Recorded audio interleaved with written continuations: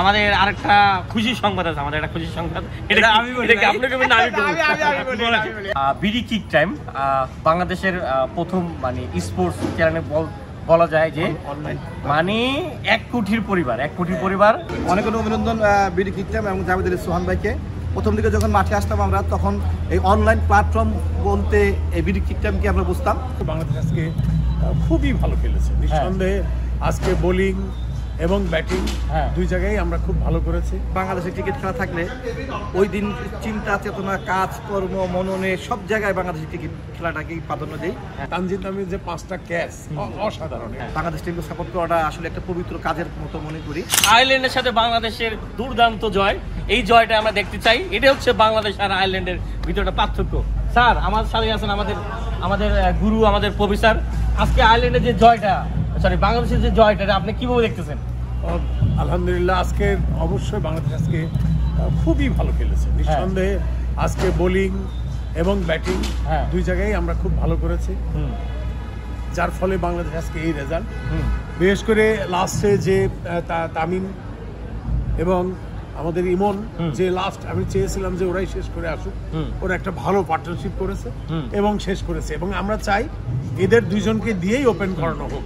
এটা বিসিবির কাছে আমার একটা আবেদন। আজকে কি চাইলে পারতো না যে আমাদের কয়দিন আগে এই টিমে যে নতুন খেলোয়াড় খেললো, আপনার হচ্ছে যে মেহরাব, তারপর হচ্ছে সাকলাইন, তারপরে হচ্ছে যে হাবিবুর রহমান সোহান, মানে ওদের কিছু ট্রাই করলে হতো না? হলে কি হতো আমাদের একটু এটা হতো এরকম, কিন্তু বিসিবির সামনে যেহেতু বিপিএল আছে, বিপিএল কে কেন্দ্র করে বিসিবি চিন্তা করছে হয়তো বা যে টিম সিলেকশনটা হবে বিসিবি করবেই হচ্ছে আমাদের বিপিএল খেলাটাকে কেন্দ্র করেই বিসিবি হয়তো প্লেয়ার সিলেকশন করবে। এই যে তামিমের একটা অসাধারণ রেকর্ড হয়েছে, সেটাকে আপনি কিভাবে দেখতেছেন? মানে একসাথে 5টা ক্যাচ ধরা একটা বিশাল ব্যাপার।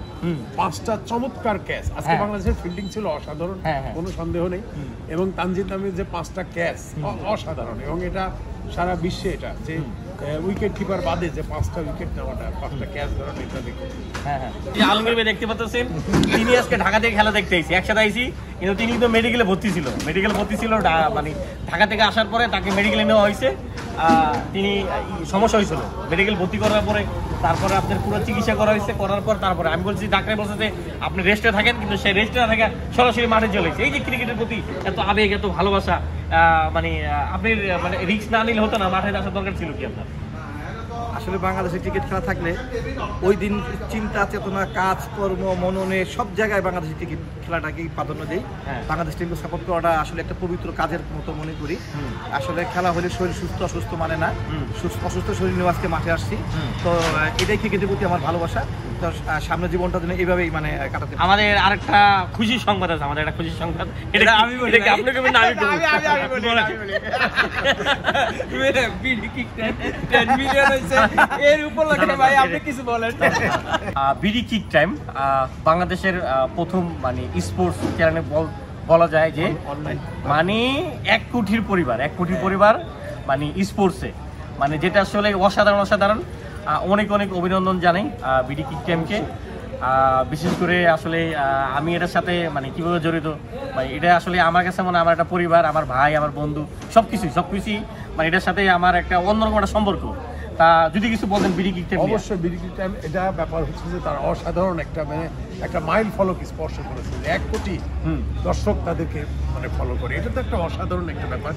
অবশ্যই তাদেরকে অভিবাদন জানাচ্ছি, অনেক অভিবাদন, অনেক অভিনন্দন বিডি কিক টাইম এবং জাভেদ আলী সোহান ভাইকে।